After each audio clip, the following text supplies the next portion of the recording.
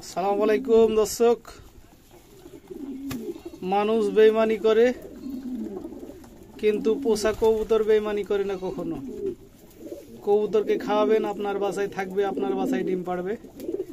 কিন্তু মানুষকে খাওয়াবেন, আপনার বাসায় থাকবে, আপনার বাসায় খাবে, আপনার টয়লেটে পায়খানা করবে, দিয়ে আপনার টাকা চুরি করে নিয়ে পালাবে, নাহলে সম্পদ সোনা দানা চুরি করে নিয়ে পালাবে।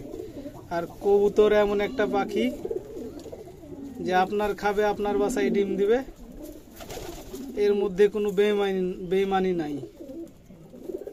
তো দর্শক, কবুতরকে শক্তিশালী করার জন্য বা সুস্থ রাখার জন্য, কবুতরের হাড় মজবুত করার জন্য কবুতরকে সপ্তাহিতে একবার ভুট্টা দিবেন, মাসে 4 বার ভুট্টা দিবেন।